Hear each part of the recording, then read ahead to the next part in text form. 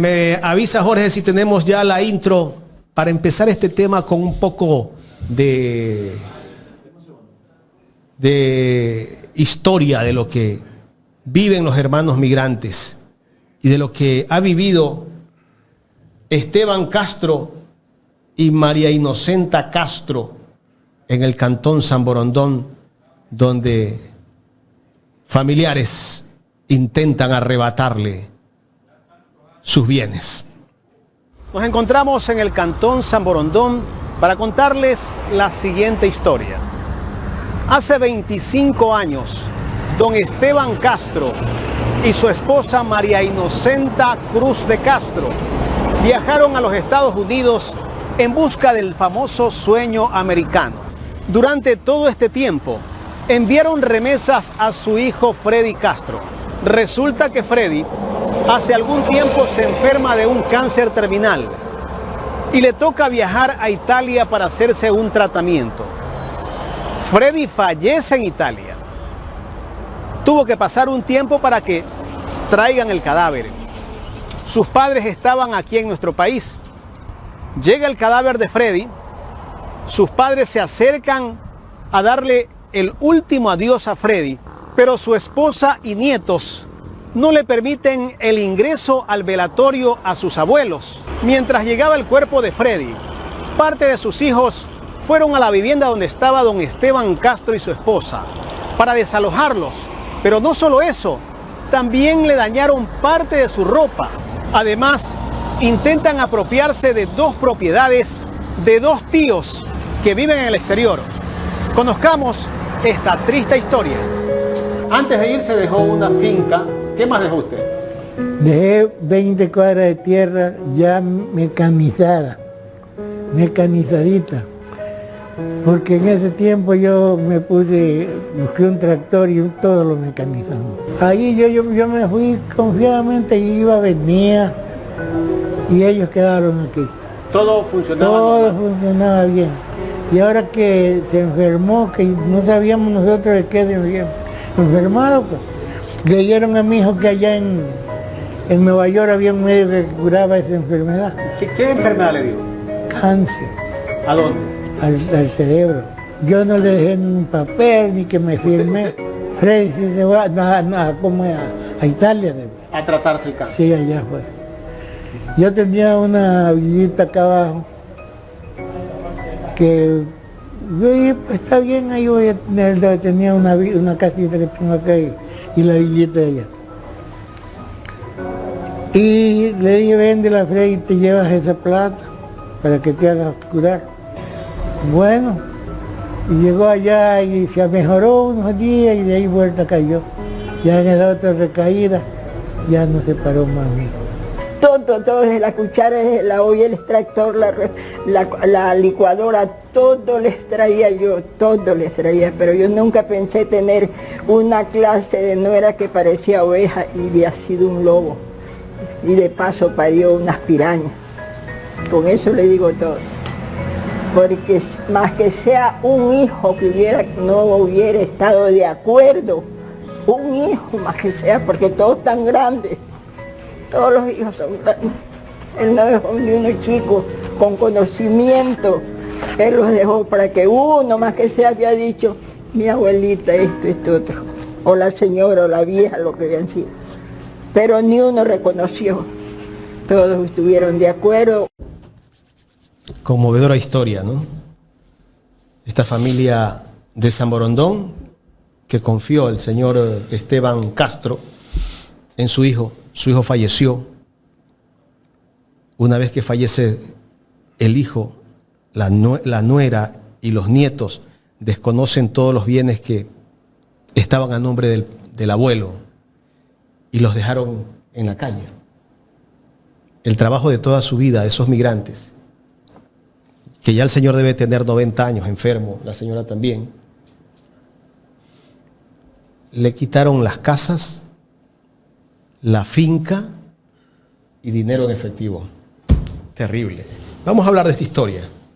Para eso hemos invitado a Carlos Proaño. Él es periodista, es escritor. Bueno, tiene una trayectoria bastante amplia en temas periodísticos. Y él también justamente está viviendo un caso con un hijo de él. Carlos, buenos días, gracias por acompañarnos acá en Ecuador en Directo. Bienvenido. Buenos días a Jaime, Gustavo y a la audiencia, y también a DJ J, que es el hombre de los controles. Gracias por la invitación. En realidad este es un tema muy candente que yo lo venía conociendo como periodista desde más o menos la década del 60, en que se comienza a dar la primera diáspora en la época de la dictadura de Castro Gijón, de la desestabilización política que tuvo el Ecuador durante casi toda la década del 60, a raíz de la caída de Velasco Ibarra por un abuso que cometió en contra de su vicepresidente. Carlos Julio Arosemena, que era el vicepresidente, fue apresado y encarcelado en el penal García Moreno. Y eso determinó que se dé un golpe de Estado por parte de los militares, o sea, del ejército. Y pusieron a un títere ahí que por ahora se me escapa el nombre, pero la Fuerza Aérea intervino y Fran Vargas Pasos, que todavía está vivo, era teniente. Yo era un niño de 11 años de edad en ese entonces. Yo estuve en Quito, en la casa de un tío mío. Yo soy ambateño, pero estaba en Quito, en la casa de un tío mío, y pude ver cómo los aviones Canberra, un escuadrón de aviones Canberra que estaban armados hasta los dientes, sobrevolaron el Palacio de Gobierno y el Ministerio de Defensa. Y por radio conminó Fran Vargas de que debe asumir la presidencia el vicepresidente, porque así lo manda la Constitución. Entonces, luego, 2 años después, en el 63, vino la dictadura de Ramón Castro Gijón, el Triunviro. Y ahí vino una crisis tremenda porque las oligarquías gobernaban solamente para sus intereses. Entonces ahí comienza la primera diáspora. Y la segunda diáspora de los migrantes es a raíz del feriado bancario de Maguat de 1999. Entonces, como periodista yo vine conociendo, yo ejercí unos 15 años más o menos como jefe de redacción del diario El Mercurio de Manta, y también 7 años en el diario Manavita como redactor especial.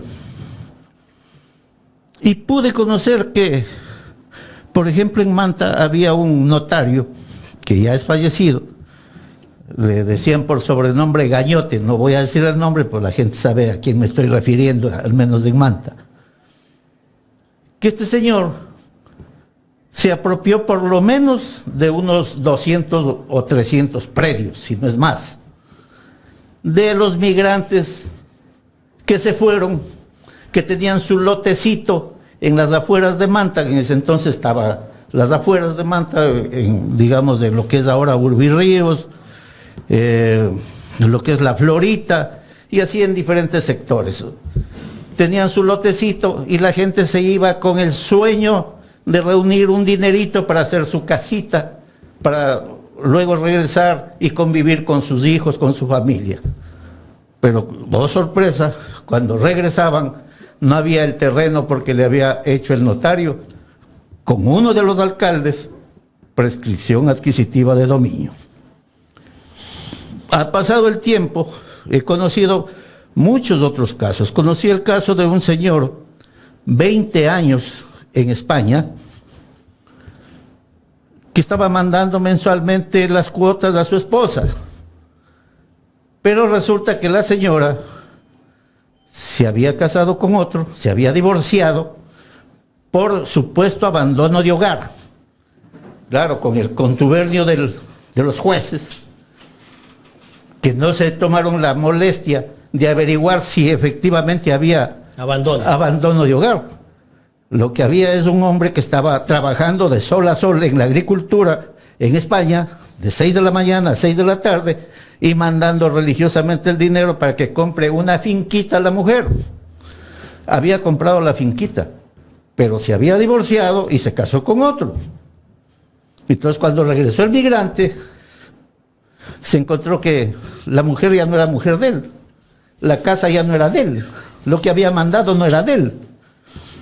Por último, alguien le aconsejó que había traído algún remanente de dinero, creo que unos 10,000, 15,000 dólares, le aconsejó que vaya donde el notario Cabrera en Machala, Lo deposite. lo deposite, y luego se quedó en la calle el pobre señor, y yo lo volví a ver de jornalero en Piñas. Lo volví a ver de jornalero porque yo he ido a Piñas varias veces, ya que en el tránsito de mi vida... Y una persona así puede hasta desgraciar su vida, ¿no? Indudable, indudable. El señor, yo creo que ya ha fallecido. Bueno, y así he conocido, y viceversa. También no solamente mujeres que se han casado con otros, sino también hombres que la mujer ha ido a trabajar, regresa la mujer y el marido ya estaba divorciado y casado con otra, Claro. y los bienes no existen. Hay de todo lado. Hay de todo lado. Pero si analizamos las cosas, eso se debe a la condición ética y moral del pueblo ecuatoriano. Y voy a permitirme hacer una pequeña comparación, un paralelismo. Por ejemplo, nos estamos quejando de los asambleístas, que son unos pillos, que son unos vagos, pero ellos son los representantes del pueblo. El pueblo los eligió. Ellos los encumbran a estos pícaros al poder. Lo mismo en las funciones del Estado, a la presidencia y a todo lado. Y hoy vemos que estos representantes del pueblo están destruyendo la institucionalidad del Estado. Yo como periodista me sorprendo todos los días. Le escuchaba a Jaime hablar ayer, me parece, de los famosos 7,000 muertos. Pero yo sí sé dónde vienen esos 7,000 muertos. Es la altísima tasa de criminalidad que se dio en Manta y en Manabí durante los 10 años de la presencia de la base militar norteamericana. Ahí se incrementó la prostitución infantil,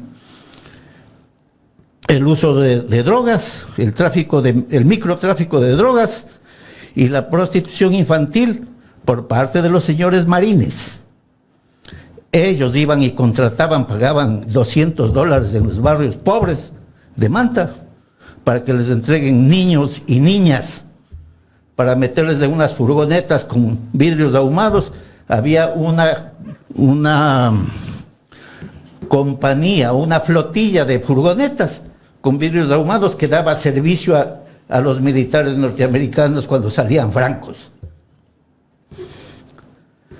Y si quieren, revisen el diario El Mercurio de Manta o el diario Manavita. En ese entonces yo fui jefe de redacción del diario El Mercurio. O sea, ¿está documentado eso? Claro, yo fui jefe de redacción del diario Manavita y todos los días publicaba que 3, 4 asesinados en Manta. Todos los días. Y nunca se sabía quién Usted era. lo está diciendo ahorita es gravísimo. Claro, es que... Y eso lo dice la prensa nacional, los tradicionales. Es que todo el mundo sabe en Manta lo que era eso. Yo lo he dicho. Casualmente eso me ha valido varias persecuciones y todo eso. El año ¿Tiene pasado... pruebas de eso usted? ¿Ah? ¿Tiene las pruebas? Está publicado en el diario El Mercurio. Pues. Claro. No es que yo era jefe de redacción, está publicado en el diario El Hay Mercurio. que pasarle a este investigador Tomasi, no sé cómo. A de Tomasi. Para que también contraste, pues, ¿no? No, pues y tampoco dicen que en el 2000 el pico estaba bien alto, pues, ¿no? Claro. Y ahí estaba la base todavía, la base de Manta. La base de Manta sale el 2008. Correcto. ¿Ya? No es que el 98 Maguad les entrega por 10 años, sin derecho de inventario, y con prerrogativas que no son sujetos de cometan cualquier delito, no son sujetos de ser juzgados por la justicia ecuatoriana. Entonces entran con franquicia delincuencial. Así actúan las bases militares. Lo mismo pasa en Colombia, lo mismo pasa. Y es una gran mentira que que la base militar de Manta controlaba el narcotráfico. El narcotráfico incrementó la prostitución infantil, el tráfico de drogas y los asesinatos todos los días. Revisen los archivos del diario El Mercurio de Manta durante esos 10 años. ¿Ya? Por último, por aquí creo que tengo, parece que sí traje una de mis últimas credenciales cuando era funcionario del Mercurio. No, le creemos, No, sí le creemos, por supuesto. Además que usted es un hombre reconocido, un periodista de gran trayectoria. De pronto bueno, por aquí debe... Bueno. aquí está. Ahí está. Muestre la cámara, licenciado. Es más bien para la gente A ver, que no... póncheme la cámara, ahí está. Diario El Mercurio, Editorialista. Carlos Proaño, editorialista. Y a su vez era jefe de redacción del diario El Mercurio. Ahí está la prueba. Pues bueno, vamos con el tema, mi estimado Carlos. Con el caso de los migrantes víctimas de estafa familiar. Usted también vive en carne propia algo que está pasando un hijo suyo, ¿no? Claro, precisamente el año pasado, en el mes de febrero, sí, finales de enero o principio de febrero del año pasado, mi hijo mayor, que tuve de un primer matrimonio, él vive en Nueva York hace muchos años, ya tiene 51 años, él se contacta conmigo y me hace conocer su vía crucis, que su hermano menor le estaba despojando de un predio que él había mandado $150,000. 150. Y además habían montado un juicio con fraude procesal, donde estaban ya encaminados a sacarle $60,000 más. Así es que yo no soy abogado, yo soy periodista, pero claro, tengo amigos abogados y le dije, bueno, mándame unas copias de los documentos, del proceso. Y mis amigos abogados me dijeron, Carlos, aquí hay un fraude procesal y tienes que hacer las denuncias respectivas, y así lo hice las denuncias al Consejo de la Judicatura. Primero hice las denuncias en Ambato, porque el problema es en Ambato, yo vivía en Manta, porque ahí fijé mi residencia muchos años. Y entonces, cuando ya inicio el proceso de investigación y de denuncias, logro que ese juicio quede nulitado mediante acciones judiciales, porque contrato un abogado en Ambato, mi hijo me manda los respectivos poderes para yo poder actuar. Aquí está el poder notarizado en el consulado de Nueva York, en el consulado del Ecuador y de Nueva York. Entonces yo comienzo a actuar y en primera instancia, mientras yo estoy haciendo las denuncias en el Consejo de la Judicatura en Quito, porque en Ambato ni siquiera me recibieron el representante del Consejo de la Judicatura, el defensor del pueblo y peor, la Fiscalía. Por último, parece que hasta querían procesarme a mí por... Carlos, ¿cuántos años tienen en Nueva York su hijo viviendo afuera? Como 30 años. El trabajo de toda su vida. El sueño de regresar a su tierra, porque es ambateño mi hijo. El sueño de regresar a su tierra a vivir. Ahora está totalmente decepcionado en lo que quiere terminar de recuperar su predio. Es una vivienda, ¿no? La tenemos, la podemos poner en pantalla, la vivienda. Sí, es una vivienda y un terreno. Y un terreno de casi 2.600 metros. Ok, ahí tenemos ahí está la vivienda. La vivienda, y ahí está señalado el predio, el que está con la flechita verde. Sí. Ese es el predio, eso es 2.600 metros cuadrados. O sea, se compró, se construyó la vivienda. Había una vivienda ahí, se remodeló con el dinero de mi hijo, que aquí está, y yo le entregué una carpeta a usted, y yo tengo otra. Aquí están todos los envíos, bueno, debidamente certificados. Ahí están otras imágenes, ¿no? Claro, debidamente certificados.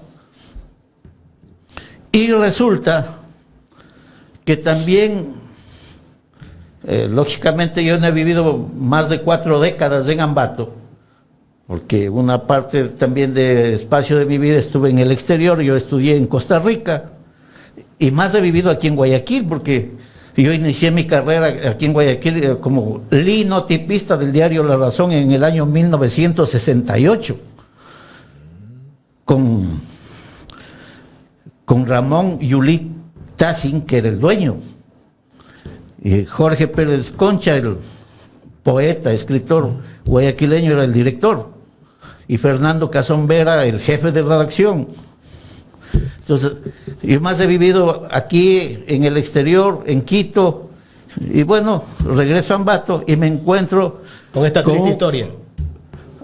con esta triste historia y una cloaca de operadores de justicia, incluidos abogados corrompidos, porque contrata un abogado y el abogado también se vende. Carlos, el predio estaba a nombre de su hijo. Aquí está la escritura. Sí, correcto. De su hijo, el que vive acá. No, del que vive en Nueva York. Estaba a nombre de él. Claro, es que él manda ¿Y la cómo, plata. ¿Cómo logran hacer el traspaso de...? ¿Por qué? Porque mi hijo da un poder a una sobrina por parte de la mamá, una Correcto. sobrina, una prima, y esta chica inocentemente le hacen firmar 2 escrituras de venta, una venta ficticia, y luego hacen un juicio de reivindicación donde se arma todo un fraude procesal. Y así es que yo he logrado anular todo eso. Tuve que hacer una denuncia personal en la Fiscalía General del Estado en Quito. Lo que tengo que decir es que precisamente aquí consta un documento emitido por la Dirección de Asesoría Jurídica de la Fiscalía General del Estado, dándoles una lección de derecho constitucional y de las leyes del COIP y leyes conexas de cómo deben proceder los fiscales en el Ecuador. Eso he logrado. Y también otra de las denuncias que tuve que presentar es que el municipio tiene todo municipio tiene el departamento de avalúos y catastros. Sí, claro. Y resulta ser que en Ambato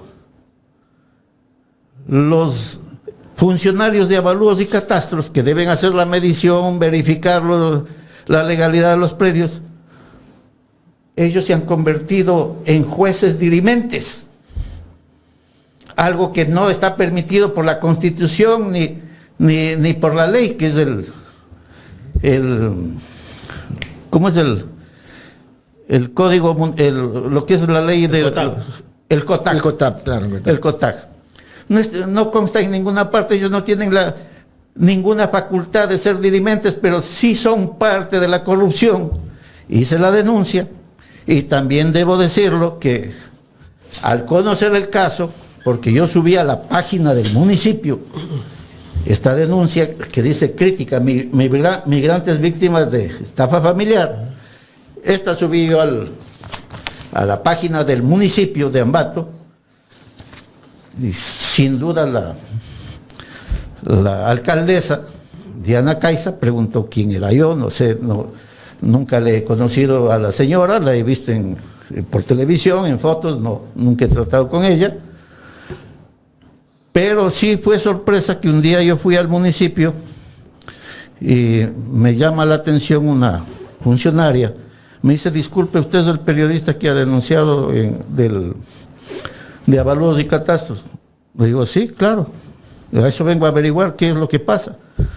Me dice, tengo el encargo de la señora alcaldesa de pedirle disculpas e informarle que la Dirección de Avalúos y Catastros ha sido reorganizada. ¿Está bien? Y entonces ya ahorita le pongo en contacto con el nuevo director, para que usted hable.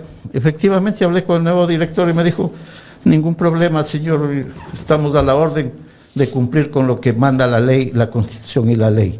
Usted tiene la razón y tengo la orden de la señora alcaldesa de darle la atención debida. Dije, muchas gracias. Bueno, esta persona que me pidió disculpas a nombre de la alcaldesa es la jefe del balcón de servicios al cliente. Debo decirlo porque es la verdad. Los periodistas trabajamos con la verdad. No tenemos por qué, a lo mejor que pertenezca a algún X y Z partido y decir las cosas diferentes. Pero sí debo decir también que tanto los operadores de justicia, abogados, se han convertido en mi ciudad natal, la tierra del libérrimo Montalvo, en una guarida de delincuentes. Desde luego que hay excepciones, honrosas excepciones. Lamentablemente los abogados de prestigio y de prestancia, que eran mis amigos y que los conocía, ya han fallecido, porque yo estoy en 74 años de edad. Carlos, una pregunta. ¿Y ha tenido usted alguna respuesta favorable por parte de las denuncias que ha presentado? ¿Ha recuperado en algo los bienes que se han tomado?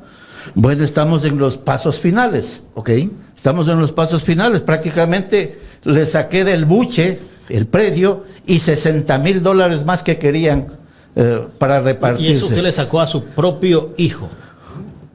No, le salvé a mi hijo que está en Nueva York. Al hijo mayor. Pero quien está llevándose ese predio Es otro hijo. Es el hijo menor. Pero ese, yo nunca tuve relación con él. Ok. Porque yo ya me divorcié, yo estuve divorciado hace 48 años. Ok. Y ahí me fui a estudiar en Costa Rica y de allá... ¿Y usted ha tenido algún diálogo con ellos? Es un majadero, insultador, se protege con delincuentes. Me mandó yo intervine en la radio Centro de Ambato haciendo la denuncia.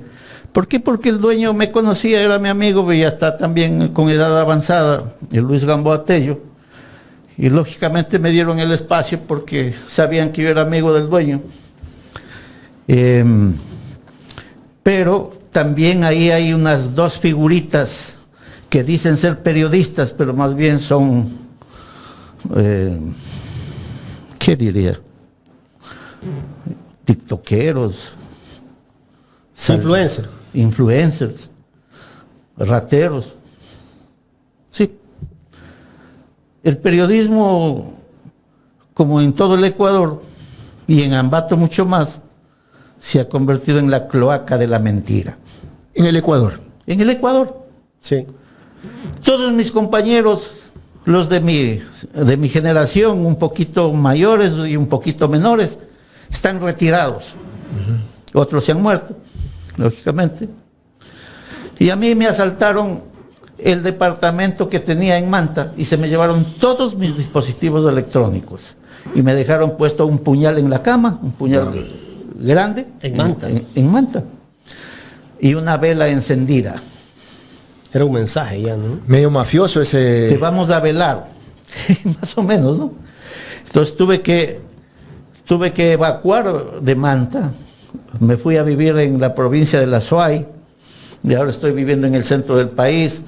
Por seguridad no les puedo revelar dónde estoy. Estoy en un pueblito del centro del país con las debidas seguridades. Y bueno, quería hacer público esto porque no es el caso particular de mi hijo. Son miles de casos. Tal es así, cuando me llaman de la Fiscalía de Quito para que presente mi declaración libre y voluntaria, pero ya después de que yo presenté la denuncia, lógicamente en mi tierra casi no me conocen, más me conocen aquí en Guayaquil y en Quito. En Quito también fui director de servicios ecuatorianos de prensa y trabajé en el comercio. Entonces me presenté en la Fiscalía y igual... Wilson Tuainga, el fiscal general subrogante, me recibió en el término de la distancia. O sea, que el abogado que andaba conmigo acompañando me dijo, ¿y qué tiene usted? Nada, yo vengo a pedir justicia con usted mismo, usted ha hecho el escrito, yo lo firmé. Y le acabo de decir que si me puede recibir no estaba la fiscal general, sino estaba el subrogante, si me puede recibir. Y le dije, doctor Twain, aquí le traigo esto, una copia, y ya está ingresado por archivo como corresponde. Me quieren asesinar, me amenazan de muerte. Y la fiscalía de Ambato, más vale creo que me quiere procesar a mí por violencia de género. Entonces... ¿Y a quién ha violentado, perdón? ¿A quién? A nadie. Tal vez decirle la verdad. Solamente por haber escrito estos ensayos. ¿Y quién la acusaba de violencia de género? El abogado de este grupo, de este GDO, porque para mí es un GDO, como dije en la fiscalía, es obligación de ustedes denunciar, porque esto me parece que es un GDO. Y ahí estaba el abogado de la parte contraria, y no dijo media palabra. ¿Y quién más apoya esta canallada o sinvergüencería que está haciendo el otro hijo suyo? La sociedad también, la sociedad corrompida. ¿La madre también? La madre, la madre, la sociedad, inclusive algunos de mis parientes. Carlos, en los años que usted tiene como periodista, ¿ha visto cosa igual de la que estamos viviendo ahora, donde estos operadores de justicia son ese caldo de cultivo para la desintegración social? Siempre ha habido cooptación de la justicia por parte de los poderes políticos. ¿Antes era igual que ahora o ahora es peor que antes? No tanto. Ahora es totalmente descarado. Desproporcionado. Desproporcionado totalmente. Son unos sinvergüenzas. Son unos sinvergüenzas. Hay excepciones, o sea, hay excepciones, pero son contadas. ¿Y las excepciones las determina el precio o qué? Seguramente. O a lo mejor cuando se enteran que soy periodista y que he sido combativo toda mi vida, a lo mejor sea eso, ¿no? Pero que me han amenazado de muerte, me han amenazado varias veces, ahora intentaron... Pero por este caso. Por este caso, y son 3 veces. O sea, viene la amenaza de parte de su propia familia. Desconozco si es de ellos mismos. Yo ya he dado mi versión a la fiscalía en Quito, porque en Ambato nunca me receptaron. Una vez que yo presenté la denuncia, pasó la denuncia a la Dirección de Asesoría Jurídica. Carlos, ¿y su hijo al que le intentan arrebatar todo el trabajo de su vida, él ha venido acá a Ecuador, Ambato? No. Él vino hace unos 25 años, hace unos 25 años vino enfermo, vino muy enfermo, y yo como padre me hice cargo de él, le hice atender con un médico científico amigo mío de Quito. Se curó y se fue otra vez. Se curó y se fue otra vez con Pablo Herrera, el doctor Pablo Herrera Ordóñez. Que era socio, también es aficionado al periodismo y era socio del Carlos Vera. Tenía una productora en Quito. Y un día desapareció el Carlos Vera con productora y todo de Quito. ¿De casualidad la que quedaba en la González Suárez? Sí, claro. Ok, la conozco. Ya ve. Bueno, entonces es que en el mundo del periodismo todos nos conocemos. Todos sabemos de qué pata cojea. Pablo Herrera todavía está vivo ahí. Él salvó a mi hijo y se regresó a los Estados Unidos. Entonces ha habido comunicación con mi hijo mayor. Él es el primero de mis hijos. Y bueno, yo le he manifestado de que a pesar de los sinsabores, y felizmente sigo gozando digamos, relativamente de buena salud, con ciertos achaques, pero me mantengo todavía. ¿Qué tiempo tiene ya en este trámite, en esta lucha, en esta pelea? Desde que yo me hice cargo, un año y medio. 1 año y medio. Sí, pero ahora ya está para la puntada final. Es que mire, ¿ves tus documentos? Tocó recuperar todos estos documentos de los envíos. De los envíos. Ok. Están certificados ante notario público en los Estados Unidos y apostillados en el consulado del Ecuador en Nueva York. Aquí están todos los O sea, envíos. sí guardaba a su hijo todo lo que enviaba. No todos. Pudimos recuperar apenas... De las propias embajadas. Sí, $106,000. Pero él ha enviado alrededor de $150,000, pero lógicamente... Ese es el monto total. Sí. Claro. Pero claro, lo que se pudo probar es $106,000, porque el resto ha mandado con la prima, con la tía, con la mamá. Y el resto Es que ha mandado en dinero en Ya, efectivo pero- con la prima, con la tía, pero con ahora, ¿qué plantea él? Porque no está el resto, el señor que está intentando arrebatar lo que no es de él. ¿Qué plantea? ¿Que le devuelvan los 60? Eso es lo que quería, pero ya está anulado ese juicio. Yo lo hice. O sea, ya está anulado ese juicio.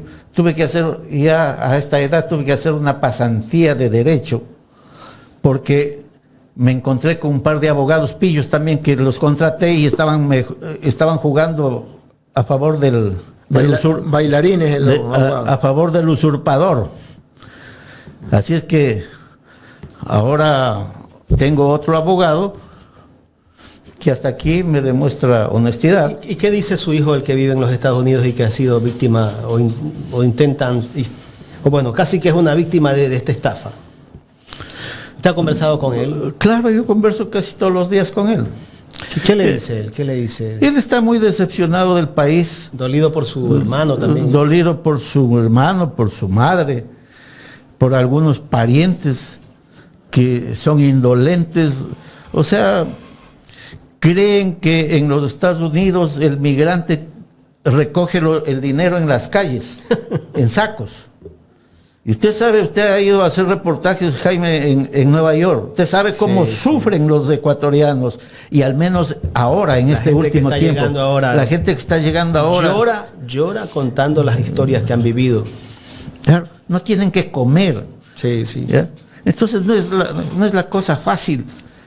Permítame trasladarle una inquietud de David Murillo, uno de nuestros seguidores, que por cierto les pido que nos ayuden con los likes para incentivar. Quien tenga alguna pregunta que la envíe bien planteada, ¿no? A ver, pregunta si es que el otro hijo, el hijo menor que se ha querido pasar de vivaracho, ¿es su hijo o su hijastro? A ver, este hijo, sin que signifique esto nada peyorativo, ese hijo tiene mi apellido, Es reconocido. es reconocido, pero la madre me dijo que estaba encinta cuando yo fui uno de los días a visitar a mi primer hijo, que yo lo quería mucho porque era mi primer hijo, el que está en Nueva York, y un día me dijo que estaba encinta y yo me quedé ahí. O sea, usted lo reconoció como hijo, Sí. pero tiene su duda.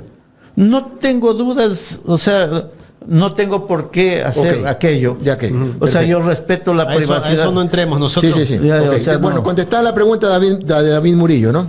Sí. Las inquietudes de las personas que están Sí, conectadas. porque están muy interesados en conocer lo que está pasando. Sí, Carlos, tú decías que tu hijo, el que vio en los Estados Unidos, está muy decepcionado. Dentro de esas conversaciones, él me imagino que algún momento lloró. lógicamente él tenía ilusión de volver a su país. Y tengo un nieto que tiene 11 años, está ya, a los 12 años, está ya en primero de bachillerato. Y hemos conversado y él no va a regresar al Ecuador. O sea, si se logra recuperar ese bien, Él lo va a vender. Lo va a vender. Es que vamos a recuperarlo, porque yo no voy a permitir que se roben. Ya tengo todos los documentos. O sea, esto cualquier juez de palo lo va a entender. Y por eso estoy aquí, para que la ciudadanía conozca, porque ya basta de esto. Claro, bien decía ayer Ramiro Aguilar, a quien conozco, es mi amigo, y algún momento compartimos algún aspecto académico. El Ecuador está cayéndose en pedazos, se está desinstitucionalizando. Y el principal pilar que sostiene una democracia es la justicia. Sin justicia no hay nada, no hay Estado. pervive la ley del más fuerte, la ley del más sabido, la ley del que tiene las armas. Y lo grave, gravísimo, esto no es infidencia ni mucho menos, uno de los 6.000 militares, que por seguridad de él, no por la mía, porque yo ya me resbala tantas amenazas que he tenido en mi vida, es un oficial, es uno de los 6.000 que han pedido la baja y que no les que les han dictado un decreto para no darles la baja. Uh-huh. Es hijo de un amigo mío. Y por coincidencia un día mi amigo me invitó a una cena y conocí a este muchacho, que es un oficial del ejército, y es uno de los 6.000 que ha pedido la baja. Y le dije, ¿por qué? Porque estoy hastiado de ver tanta porquería. Y lamentablemente los oficiales de rango menor tenemos que hacer la veña. Sí, jefe, a su orden es jefe. Más o menos como hacía Cantinflas en esa película. El agente 777. A sus órdenes, jefe. Entonces... El patrullero, agente 777. Claro. En esas condiciones está el país. Hoy mismo vemos que el Consejo de Participación Ciudadana. El Consejo de Participación Ciudadana está siendo asaltado por el Tribunal Contencioso Electoral. ¿Qué atribuciones tiene el Tribunal Contencioso Electoral? Ninguna. Un juez de cuarta, quinta categoría acaba de dar órdenes al Congreso, a la Asamblea Nacional, al Poder Legislativo. Todo al revés, ¿no? Todo al revés. Una caterva de supuestos abogados constitucionalistas, entre ellos Hernán Pérez Luz,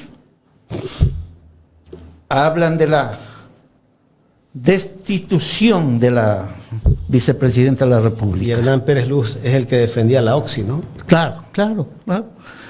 De la destitución de la vicepresidenta de la República. La señora no merece mi afecto político por sus expresiones, por sus convicciones. Ella es una neoliberal. Yo soy un nacionalista. No soy comunista, soy nacionalista. He defendido durante más de medio siglo los intereses de mi país. Pero no merece que un dictador suelo, alguien que se parece un tanto a uno de los últimos reyes de Francia, que fue Luis XV, cuando le dijeron los consejeros del rey, pero su majestad, usted tiene que también tomar en cuenta las necesidades del Estado, y por más rey que usted sea, no debe desligarse de las responsabilidades del Estado. Pero si el Estado soy yo, dijo Luis XV. O sea, él desconocía inclusive los estados generales del rey, que era el poder legislativo, que aconsejaba y dictaba las leyes y aconsejaba a los monarcas lo que debe hacerse en favor de las poblaciones menos... Oiga, del rey suelo el que habló usted, ayer dijo que ha salvado al país de la quiebra. ¿De cuál quiebra? O sea que nosotros tenemos billete ahorita. Ya estamos con plata. Pero toda esta situación que dices, Carlos, tiene también otros actores. Y esos actores son aquellas empresas de la comunicación, aquellos actores con título de periodistas, aquellos comentaristas, ¿verdad?, que analizan desde la visión del periodista y que se conjugan en un lavado de cerebro en la población, donde estas empresas de la comunicación se han encargado de distorsionar el sentido común Usted decía hace un momento, Carlos, es el mismo pueblo el que elige a quienes los atormentan. Claro. Pero ¿inducidos por quién? Por los medios de comunicación. Ahora, yo le voy a contestar. Si usted revisa mi currículum, usted va a ver que he estado en múltiples medios aquí en el Ecuador. ¿Por qué? Me dicen, tú eres muy inestable, siempre me han dicho, hasta mi familia. No, yo no soy inestable. Lo que pasa es que yo no soy sirviente ni lacayo de ningún dueño de periódico. Yo vendo mi fuerza laboral como periodista, como escritor, pero no vendo mi conciencia a nadie. Eso es otra cosa.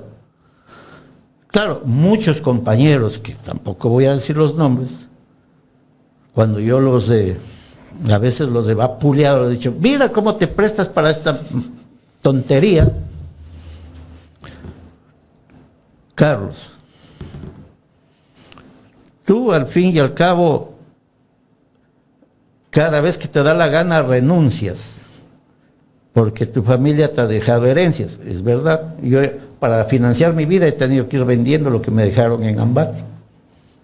Poco a poco he ido vendiendo. Dice, ¿y yo qué hago? Me han dicho muchos compañeros. ¿Y yo qué hago? Tengo mujer, tengo hijos. Me botan a la calle, nadie me da trabajo. Y efectivamente a mí me han cerrado las puertas muchas veces. ¿Ya? Y tuve que, para supervivir los últimos 15 años, tuve que hacer uso de otra de las cosas que estudié, metodología de la investigación científica. Y como también fui catedrático en la Universidad de Manta y fui asesor del rector, soy autor del primer proyecto de universidad virtual del Ecuador que lo desarrollé hace 27 años. Y aquí lo tengo, el documento. Ahora los voy a enseñar, porque claro, no traje para enseñar aquí. Pero, entonces, tuve que abrir una oficina en Santo Domingo, en Puerto Viejo y en Manta, de asesoría académica para quienes estaban haciendo tesis de maestrías en diferentes universidades, especialmente en universidades europeas. Y de eso he supervivido. Bueno, Pero ha prevalecido la vocación del periodismo en usted. Yo moriré siendo periodista. Que no es el caso de otros. No hay vocación sino interés. Y también es hambre. ¿Usted cree? Sí, hay muchos colegas, o sea, yo conozco muchos colegas, les estoy contando la historia de muchos colegas que me han dicho, ¿y después qué hago? Yo tengo hijos, tengo mujer, ¿y cómo pago el arriendo? ¿Cómo doy de comer? Pero no es el caso de todos. No es el caso de todos. El jet set de los llamados comunicadores de opinión son delincuentes. Usted me habla de la alta alcurnia. Y la sociedad ecuatoriana lo sabe. Digo, los que están arriba. Los que están arriba. Y la sociedad ecuatoriana lo sabe. ¿Cómo? Y se acaba de jubilar don Alfonsito, a quien yo conocí aquí en Guayaquil, cuando era locutor de la radio Atalaya. ¿Te se acuerdan a lo mejor, Gustavo? Sí, por supuesto. Era locutor de la De radio. Voltaire Paladines. ¿Ah? De Voltaire Paladines en ese tiempo. Otro comunicador, ¿no? ¿Ya? No, yo he vivido también parte de esas historias. No soy tan mayor, pero sí tuve la oportunidad de trabajar en algunos medios y conocí la realidad de cómo es el manejo de todo dentro de los medios. Vea, por ejemplo, a mí me contrataron para fundar el diario El Correo de Machala. Y justamente el abogado Moncada me reconoció. Jaime me preguntó si yo era amigo de Moncada cuando usted le estaba entrevistando. Le dije, no soy amigo, pero sí le conozco y me conoce. Yo estuve presente cuando él entregó las armas ahí a Borja en la plaza de San Francisco en Quito. Estuve con Gonzalo Ruiz, que era el subdirector del comercio. Y yo fui quien publicó la proclama de Alfaro Vive en Machala en el año 1984. En el diario El Correo, en ese entonces yo era vicedirector del diario El Correo. Fui contratado por Carlos Falqués y por Ernesto Valle. Los dos están muertos. Y el contrato era por un año, se terminó el año, ya no me renovaron el contrato porque ya aprendieron a hacer editoriales que yo mismo les enseñé y ya me dijeron hasta aquí nomás. ¿Por qué? Porque cuando yo ejercía la vicedirección y era el encargado, en realidad yo era el director. Entonces me escribían editoriales que eran verdaderos pasquines políticos. Entonces yo le exigía a Ernesto Valle que cuando escriba un editorial lo firme. Con nombre y apellido. Claro, con la firma, y yo firmaba mis editoriales, lo firmaba en la parte de abajo. Y entonces la sociedad comenzó a darse cuenta quién era el que... El responsable, Por ¿no? eso es que los periódicos, por lo general, no ponen el nombre del que hace el editorial, ¿no? No. Pero había un medio internacional que era la revista Visión, ahí sí firmaban los autores del editorial. Entonces yo le exigía a Ernesto Valle, y eso lo pueden comprobar, igual está ahí en los archivos del diario El Correo. Bueno, aquí tengo una pregunta un poco curiosa. Cuando usted dijo que lo conocía a Alfonso Espinosa, en ese tiempo, hace, me imagino, 50 años, ¿no? Claro, más de 50 Más de años. 50 años. ¿no? ¿Cómo era Alfonso? Porque Era un tenía otra postura. Siempre fue muchacho de mandados. Siempre distorsionaba la verdad. Siempre. O sea, le obedecía el lineamiento editorial del patrón. Patronal. Él. No se olvide que todos los medios de comunicación tenían un código, entre paréntesis, un código de ética, que no era otra cosa que unas directrices Del dueño del medio. del dueño del medio hasta donde uno puede hablar o escribir.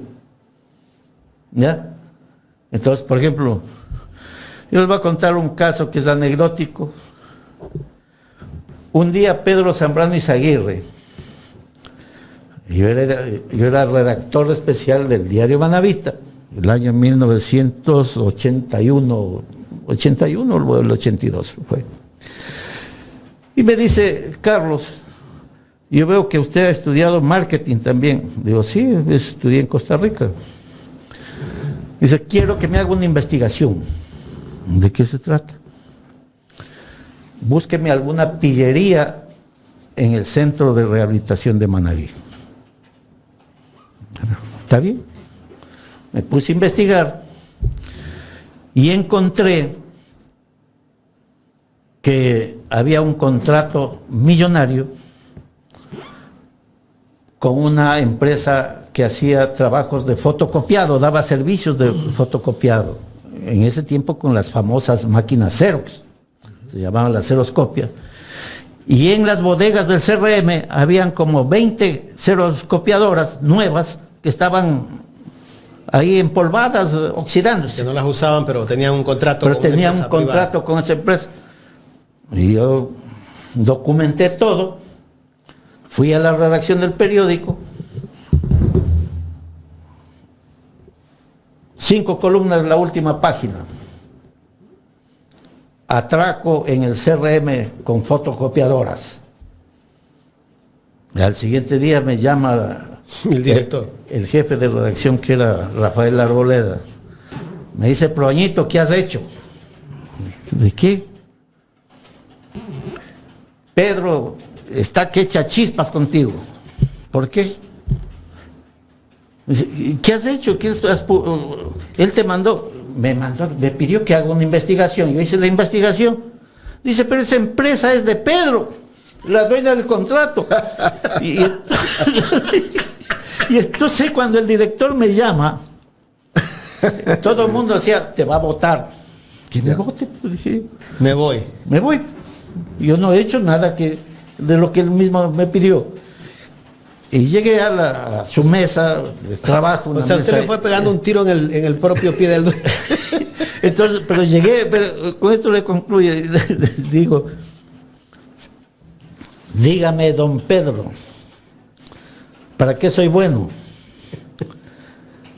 Dice, no voy a decir la palabra exacta, pero ¿qué tontería has hecho? Ya. o no sé si se puede decir qué huevada, dijo. ¿Qué huevada has hecho? Yo nada, te me mandó a que investigue y dice, pero es mi empresa. Entonces le dije, era que me avise que usted también es parte de la pillería, y a mí que me jode. Ahí me dijo, puta, este serrano, ambateño tiene que ser, este es un hijo de madre.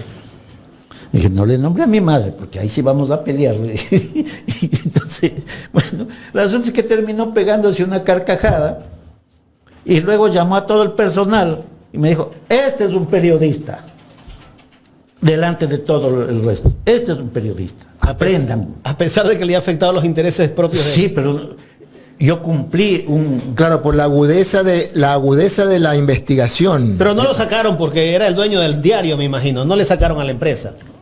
Nunca más sacaron otro La reportaje. investigación que No, usted no, hizo. ya no, pues ya eso quedó sepultado. Ese tema quedó sepultado. Claro. Tal vez le dieron otro contrato. Carlos y Jaime, y con esto que usted acaba de explicar, que muestra un poco cuál es esa agudeza, esa certeza con la que tiene que trabajar un periodista, también hay aquellos que actualmente se han convertido en actores políticos, como bien lo decía, ¿no? Quiero mostrar permítame, director, estoy abusando de su confianza. No, tranquilo. Mire usted, Cristian Zurita, lo conoce, ¿no? ¿Cómo no? Miren lo que dice el Sí, señor sí, Zurita. sí, sí, sí. En el mundo de la propaganda nunca han faltado los fascinerosos que se llaman periodistas. Hoy son tiempos distintos y en toda región miramos cómo estos protagonistas promueven falsas narrativas, ya no solo para beneficiar a organizaciones políticas, sino también a grupos relacionados a la corrupción, el lavado de dinero y el narcotráfico. ¿La razón? Pues capacidad económica y búsqueda de impunidad, dice él. Y esto es parte de la introducción de un artículo que él escribe en un diario Mil digital Hojas. que se llama Mil Hojas. Se escribía Pero con Villavicencio. cuando usted lee esa redacción, yo me metí a leerla, ¿no? Encuentro esto que es contradictorio y eso es lo que yo no entiendo, ¿no? De lo que acabo de leer, mire lo que él postea luego. Personalmente sostengo que la construcción de las nuevas narrativas nada tiene que ver con la libertad de expresión y se ha convertido en un activo componente de los retrocesos democráticos. Se dice y se contradice. Claro. Ya, porque la conciencia la acusa. Él era parte de los... Él y los pelagatos son los mismos gatos. ¿Ya?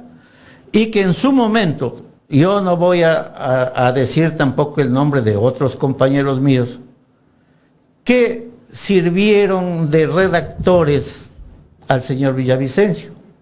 Porque al señor Villavicencio, yo le conocí como jornalero de CEPE. Por supuesto, ahí fueron sus inicios. ¿Cuáles eran las funciones de él? Machetero, ¿ya? Y luego ingresó a la dirigencia de FETRA CEPE con un esmeraldeño de apellido Estacio, no me acuerdo el nombre, y lograron de los gobiernos de turno regalías para FETRA CEPE. Y una de las cosas que conozco, sé quién era el gerente de CEPE en ese entonces. El señor Villavicencio hizo un préstamo como de 500 o 600 millones de sucres a FETRA CEPE y que nunca los canceló. Después lo liquidaron, ¿no? Vendió la renuncia como 2 o 3 veces. Volvió a ingresar, vendía y volvía a ingresar. Esa historia no la han contado, ¿eh? ¿Cómo van a contar? Como yo sé otras historias que solamente una parte de esas historias están aquí en este librito que se llama País de la Infamia, ya, Acá. que es de mi autoría. Aquí hay muchas perlas de esas. También Ya se agotó esa edición. esto publiqué en el 2002 y no duró 6 meses, se agotó todos los ejemplares. Y luego publiqué este otro que dice Corre en el laberinto. Oiga, para cerrar el tema de Zurita, recordemos que Zurita hasta hace poco cuando le tocaban el tema del teléfono celular de Villavicencio. Ah, eso es Gritaba, se ponía nervioso, se exaltaba. O sea, yo no entiendo. Pero su propia conciencia lo traicionó porque en una Porque de esas, seguramente ahí aparece el en nombre una de de él. esas entrevistas él dijo que no es conveniente entregar el teléfono de Villavicencio porque se va a desprestigiar su imagen. Él se refería a la imagen de Villavicencio y las de él.